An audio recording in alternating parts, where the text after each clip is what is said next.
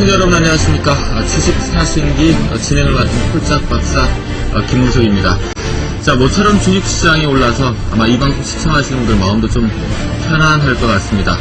과연 이 시장 계속할 수 있을 것인지, 자, 오늘도 주식시장의 달인 네 분과 함께 앞으로 시장이 어떻게 될 것인지, 이번 주에 가장 이슈가 됐던 이 뜨거운 얘기들, 그리고 다음 주 시장이 어떻게 될 것인지 오늘 네 분과 함께 열띤 토론을 나눠볼 수 있도록 하겠습니다.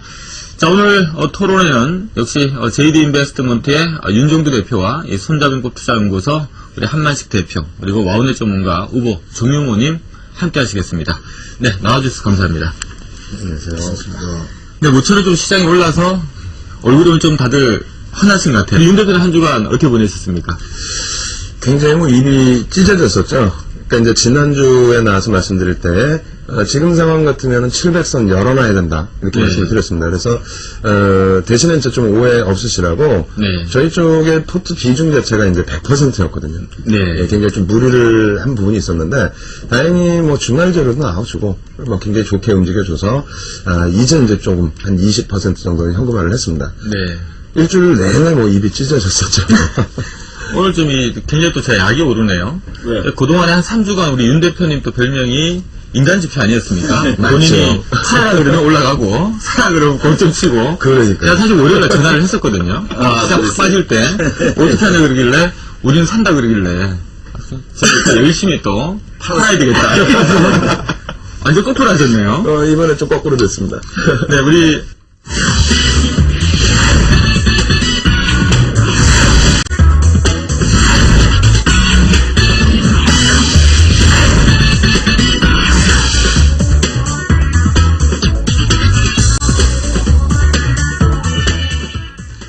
네, 역시 오늘 첫 번째 토론도 우리 시청하신 분들께서 굉장히 좀 궁금해할 것 같은, 지금 우리 한국 증시 구성산업들 가운데 그래도 시가총액이 아주 큰 이 금융주들, 아마 뭐 열에 한 5분 정도는 좀 보유를 하고 있지 않을까 싶고요. 또는 보유하고 있지 않다 하더라도 이걸 좀 언제 사야 되나 궁금증이 좀 많으실 것 같은데, 오늘 주제가 금융주 다시 떠오르나.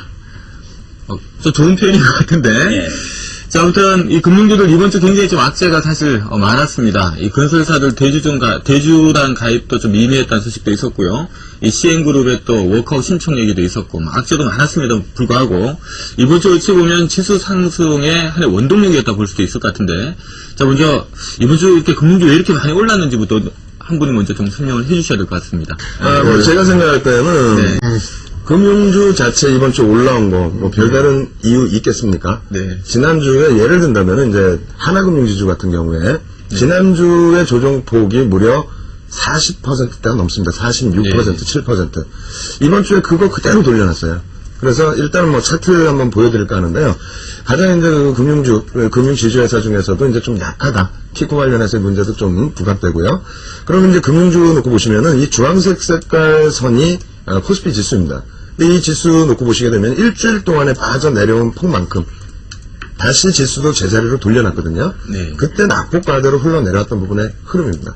그러니까 우리가 이제 떨어져 내려갈 때는 금융 뭐 이런 상태에서 되겠느냐라는 악재 요인도 더 부각이 되죠. 근데 이제 돌려질 때는 뭔가 호재가 있는 것 아니냐 이런 해석이 있는데 사실상 호재는 그다지 없었어요. 특히 23일과 26일, 그러니까 23일날 에이펙에서 이제 그 한미일 정상회담, 그리고 이제 26일 같은 경우에는 한준일 재무장관의 이제 워크숍이 있었죠. 근데 둘 다 통화 수합에 관련해서는 내용이 없었습니다. 다만 기존의 이제 그 CD 금리라든가 CDS 프리미엄이라든가 이런 부분이 안정을 찾고 있었고, 그리고 이제 리버 금리 역시도 안정을 찾고 있는 추세에서 과도하게 미끄러져 떨어진 부분이 있었기 때문에 그 부분에 대한 이제 순환성의 돌림이고요. 그리고 똑같은 지수 반등력과 함께 똑같은 위치로 올라왔기 때문에 만약에 다음 주에 시장이 조금 더 올라선다 라고 하면은 연동되는 폭은 역시 강하게 추출될 수 있다 이렇게 보고 있습니다. 일단 반등이냐 추세적 전환이냐. 제가 판단할 때는 저처럼 대답하는 전문가가 제일 나쁜 전문가예요. 어떤 거냐면은 양쪽 다 말씀드리는 부분이 되는데 일단 뭐 제일 중요한 거는 시장 부분이죠. 시장 부분이 올라서느냐 안 올라서느냐 부분이고요. 그러니까 시장 부분은 뭐 조금 더 시황 때 말씀드리도록 하고, 만약에 이제 시장이 올라왔을 때 이 범위가 저는 모든 업종이 순환적으로 거의 비슷하게 움직인다고 봅니다. 그러니까 다시 얘기해서 1200포인트까지 만약에 반등이 온다. 그럼 1200에 맞는 수준의 금융주들의 반등이거든요. 근데 그게 중요한 게 뭐냐면 1200포인트에 맞는 반등 수준이면 금융주들의 상승 랠리가 굉장히 큽니다. 그러니까 지금 기준으로 놓고 봤을 때는 1200까지 올라간다면 대략 한 10% 조금 넘게 시장이 올라오잖아요. 근데 금융주들의 기준에서는 40~50%의 반등이 돼버립니다. 그렇기 때문에 앞서 이제 말씀드릴 때 제가 뭐 이거 별다른 거 없습니다. 빠진 만큼 돌린 건데 뭐가 문제입니까? 이렇게 말씀드린 이유가 뭐 반등 수준이다 이게 아니라 사실은 지난주에 저희가 주식 비중 100% 중에서 금융지주회사 비중이 30%였어요. 예. 이번 주에 올라올 때 정리한 부분은 절반뿐이 정리를 안 했습니다. 그러니까 시장 대비해서 월등히 강했기 때문에 절반은 정리를 했지만 절반 갖고 있는 부분은 다음 주에 시장이 만약에 더 강해진다면은 그 반등률은 다른 업종보다 월등히 높다는 거죠. 그런 이유 이제 한번 또 지표 한번 가지고 나왔는데 보여드리고 설명을 드리겠습니다. 일단 앞서 말씀드린 것처럼 이제 금융지표 중에서 CD금리라든가 또 리보금리 같은 경우에 상당히 이제 안정 추세로 움직임을 주고 있고요. 지금 보여드리는 거는 5년 만기 외평채의 CDS 프리미엄입니다. 사실상 지금 아직까지 통화수합 추가적으로 진행된 부분이 없기 때문에 계속해서 12월 들어서는 뭐 중간 정도에 놓여져 있죠. 바닥 대비해서 또 700bp 올라갔던 사이에 중간 정도 놓여져 있는데요. 이 부분이 이제 12월 중순에 한중일 정상회담 때 통화수합이 확대가 되게 된다면 만약 확대가 되게 된다면 좀 더 긍정적일 것으로 예상을 하고요. 그리고 이제 주요 은행들의 이제 그 BIS 비율 부분이 되는데 자기 자본 비율을 맞추기 위해서 굉장히 노력을 많이 합니다. 후순위채를 발행하기도 하고 뭐 공적 자금 만약 후순위채의 발행 과정 속에서 다시 한번 CDS 프리미엄이 올라가거나 CD 금리가 올라가거나 했을 때는 발행 자체가 무산될 가능성이 높아지죠.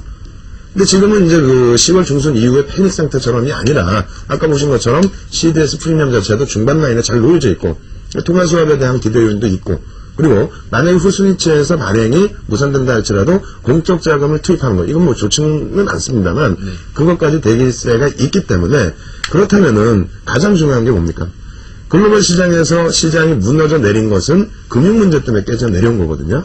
근데 그 금융 문제가 잡혀나간다는 부분 그렇다면은 반등이 나오는 기준에서도 뭐 지금 당장 뭐 시장이 반등을 논하는 게 아니고요. 만약에 시장이 반등이 나올 때 일정 범위의 기술적 반등을 넘어선다 했을 때 그때는 주도주는 당연히 금융권에서 나올 겁니다. 네. 그런 부분은 지난 3월에서 5월 사이에도 똑같이 나왔거든요. 그러니까 지난 3월에서 5월 사이에 반등 나올 때 우리가 환율만 놓고 보면서 IT와 자동차 이런 쪽만 뭐 30~40% 오른 거로 생각을 하시는데 아닙니다. 그 당시에 시가총액 비중이 이제 그 금융지주에서 한 6% 정도 차지하는데요. 그쪽에서의 상승률이 무려 40%. 그리고 미국 쪽에서도 금융 관련된 재료가 나올 때마다 뭐 뱅크 오브 아메리카라든가 JP모건 체이스 한 번 움직이면 뭐 20% 이상씩 움직여요.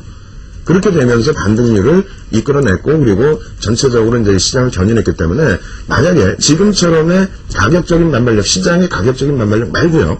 추세가 전환되는 상승 랠리가 나온다면은 금융주를 가장 1순위로 놓고 보셔야 된다 말씀드리겠습니다. 거기 한 가지만 더 말씀을 드릴 텐데요. 지금 우리가 이제 서브프라임 문제부터 해서 부동산 관련된 내용 가지고 이제 우리가 굉장히 문제거리로 삼고 있지만은 실질적인 내면은 그게 아닙니다. 어떤 산업에 대한 문제도 아니고 미국의 이제 부동산에 대한 문제 그런 부분 때문에 불거진 부분인데 어느 정도 지금 금융 쪽에서 문제가 돼 있는지 그 부분 한번 이제 표로 역시 보여드리겠습니다. 일단 그 전 세계 그 GDP 뭐 순위 이렇게 나와 있는데 여기서 보실 거는 전 세계의 GDP 규모입니다. 55조 불 정도 되죠. 54조 뭐 3천억 불 뭐 이렇게 돼 있는데 파생 상품의 규모 추이입니다. 이건 뭐 2004년도 이전으로 보여드리면 거의 뭐 바닥에서부터 쭉 올라온 거예요. 그렇게 되면서 지금 2007년 12월 기준으로 600조 달러입니다.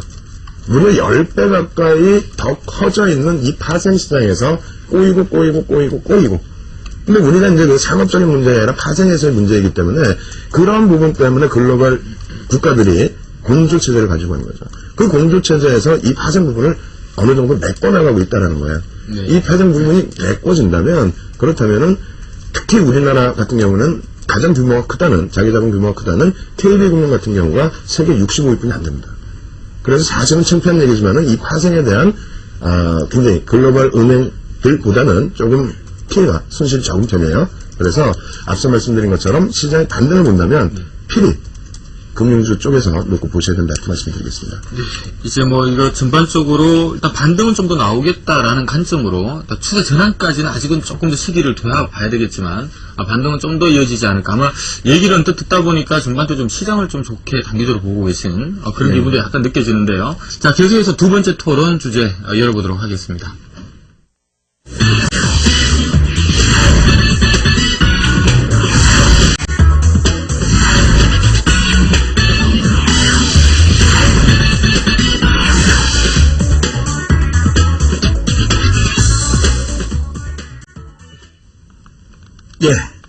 이번 주 주제는 바로 그 외국인에 대한 겁니다. 그다음에 그럼 가장 한국적이신 윤 대표님도 저는 뭐 비슷한 의견이긴 합니다만 외국인 매도를 기대하는 건 좀 섣부르지 않겠느냐 이런 생각을 가지고 있습니다. 일단 그 미국 쪽에서 발권력을 동원했다는 부분이에요. 그렇죠. 예, 그거는 뭐 상당히 최악의 상태의 기준에서의 발권력 동원인데 이 역시도 뭐 시황 때 말씀을 드리겠습니다만 사실 그 발권력 동원을 해서 8천억 불을 그 투입을 하겠다. 이 범위는 그것이 만약에 오바마 쪽 그 대통령, 오바마 대통령 당선인의 기준이고 또 민주당의 기준이라면은 이것은 이제 정책 불확실성을 많이 해소를 시켜줄 거예요. 근데 그렇지 못하고 만약에 이것이 이제 뭐 현 정부 부시 그 정부에서의 생각이다라고 한다면 재료 요인이 그렇게 크게 되지를 못할 걸로 보고 있는데 오히려 그날 발표 당시에 미국장은 봉합으로 거의 뭐 강보합 정도 수준에서 마무리가 됐다라는 겁니다. 어쨌든 그 부분 이제 시황에서 좀 더 설명을 드리고요. 그리고 외국인들의 이제 국내 증시에서의 수급 동향 한번 준비를 해봤습니다. 연도별로 한번 준비를 해봤는데요. 외국인들의 지분율을 좀 풀어줬을 때 90년대 이후가 되겠죠. 쭉 증가를 하다가 그러니까 어디까지 증가를 하냐면은 1000포인트 수준 그러니까 평균적으로 놓고 본다면 대략 700평균의 외국인들은 매수를 했다라는 겁니다. 그 이후의 흐름으로 놓고 보시게 되면은 1000포인트 위쪽에서의 흐름에서는 외국인들 지분 전부 차익 실현이죠. 아직까지도 뭐 1000포인트 위쪽에 있기 때문에 평균 700포인트 기준 잡았을 때는 뭐 공격적인 매수가 들어올 그 지수 때는 아니다 이렇게 설명드리겠고요. 이걸 좀 더 세분화해서 놓고 보게 되면은 2005년 이후에 외국인들이 10거래일 이상의 공격적인 매수가 들어왔던 범위는 2005년 그 6월 말 그리고 7월 중순 그때까지고요. 2007년도 이제 그 4월 3일부터 23일까지 이때 뭐였냐면은 S&P 그리고 피치 그리고 무디스가 각각 국가신용 등급을 상향시킬 때의 기준입니다. 그만큼의 뭐 지금 재료가 없고요. 세 번째 또 그림 놓고 보시면은 역시 이제 10거래일 연속의 순매도 기준인데 사실 우리나라에서 그 10거래일 이상 매도가 지속돼 왔습니다만 2005년 2007년도에 월등히 강한 기관들 매수자 때문에 외국인들 매도를 무시했었죠. 지금 와서 조금 더 이제 확대돼서 해석을 하고 있는데 사실 이 부분은 외국인 매도가 지속되더라도 기간 수급만 개선되면 문제 없다. 그리고 이제 그 외국인들 매도는 그래서 뭐 지속될 가능성이 높다라고 더 말씀을 드리겠고요. 마지막으로 이제 그림 하나 더 보여드릴 텐데 단기적인 기준에서 그렇다면 외국인 매매 추세 부분은 어떻게 움직였느냐? 2007년 이후의 기준입니다. 놓고 보시게 되면은 이제 S&P 500 지수가 올랐었을 때, 그러니까 뭐 다우 지수로 놓고 보셔도 돼요. 그때 올랐었을 때 보시면은 외국인들 그 순매수 기준은 보합 내지는 이제 순매수가 일부 들어왔었고요. 시장이 S&P 500 기준으로 시장이 밀려 떨어지는 범위들, 그리고 이렇게 올라오는 범위에서는 좀 멈춰지고 그리고 밀려 떨어질 때는 지속적인 매도였다는 겁니다. 그러니까 최소 범위에서 놓고 다시 설명드린다면 일단 미국장이 강세로 흘러갔을 때 그 정도 범위에서는 외국인들은 관망 정도 수준. 미국장이 만약 밀리면 오히려 매도는 지속된다. 매도한다. 예, 그렇게 말씀드리겠습니다. 윤 대표님은 뭐 업종 대표 기준에서만 외국인들이 좀 셀 수 있는 범위 한번 설명을 드려보면은 일단 자기들이 가장 많이 갖고 있는 업종을 사겠죠. 그 부분은 금융지주회사입니다. 금융지주회사에 뭐 잘 아시는 것처럼 KB금융이라든가 하나금융지주 같은 경우에 대부분의 지분이 외국인들. 개인들이 사실상 금융지주회사 별로 없어요. 7, 80% 이상 뭐 우리금융지주도 정부 지분을 다 가지고 있는 거고 그렇기 때문에 일단은 외국인이 들어온다면 금융지주회사 그리고 그 업종에서 놓고 본다면 하나금융지주 같은 경우가 17일, 18일 날 그 CS에서 굉장히 공격적인 매수, 360만 주 매수, 2%에 달하는 매수. 그리고 이제 오늘 하나금융지주가 좀 더 움직인 부분도 CS 쪽과 CT 쪽에서 같이 들어왔어요. 근데 CT 쪽은 또 19일 날 80만 주대 매수 이후에 오늘 공격적인 매수. 그래서 오히려 이제 외국인들이 들어온다면 은행 업종에서 그렇게. 그리고 전기전자 업종과 자동차 업종 같은 경우에는 2007년 이후에 지금까지 놓고 보시면요. 누적 순매수 기준에서 개인들은 물량을 떠안거나 뺏긴 게 없습니다. 그러니까 외국인들 같은 경우는 이제 매도가 있었는데 그 매도 범위가 다른 조선이라든가 철강 쪽보다는 약했다는 거예요. 다시 얘기해서 그만큼 그 시각적인 부분에서 매도보다는 관망세가 더 강했다는 부분이고요. 그리고 마지막으로 이제 시간이 없는데 대차거래에 대해서 너무들 궁금해하시니까 대차거래만 짧게 보여드리면서 설명을 드리겠습니다. 대차거래 이제 그 흐름 놓고 보시게 되면은 정확히 2003년부터 굉장히 크게 증가를 합니다. 이 2003년도에도 2002년 대비해서 2배 정도 증가를 한 거고요. 그 이후에 계속 2배 증가죠. 마찬가지예요. 왜냐면 연도별 외국인 대차 거래 실적 부분이 되는데 이건 대차 거래지 공매도가 아니에요. 그 부분에 놓고 보시면 2003년 이후에 매년 100% 이상입니다. 무슨 얘기냐면은 FTS의 선진국 지수나 그리고 MSCI 선진국 지수 편입의 요건 중에 대차함도를 풀어주는 범위가 있습니다. 세 번째로 놓고 보시게 되면은 외국인들의 대차 비중 자체가 지금 거의 대부분 90% 수준. 그리고 뭐 종목별로 이렇게 돼 있어요. 뭐 대차가 많으면 종목이 약하다. 그렇지 않습니다. 매년 기준에서 포스코가 뭐 작년에 어마어마한 상승률이 나왔었죠. 현대중공업도 마찬가지죠. 금액 기준에 대차가 가장 많습니다. 2007년 기준에도. 다시 결론을 내드린다면 대차 범위는 국내 시장에서 대차가 차지하는, 특히 이제 공매도가 차지하는 범위는 전체 시장의 거래대금 대비해서 3% 미만이라는 겁니다. 그렇기 때문에 지금 기준에서도 이제 많은 분들이 공매도가 제한적으로 나오면은 뭐 시장에 반등이 나올 거고 그렇지는 않고요. 그렇죠. 네. 전체 시장의 흐름의 기준점으로만. 그래서 대차 뭐 상환이나 이런 기준은 너무 중요시 잡지 말자. 전체 시장의 흐름부터 보자. 이렇게 말씀드리겠습니다.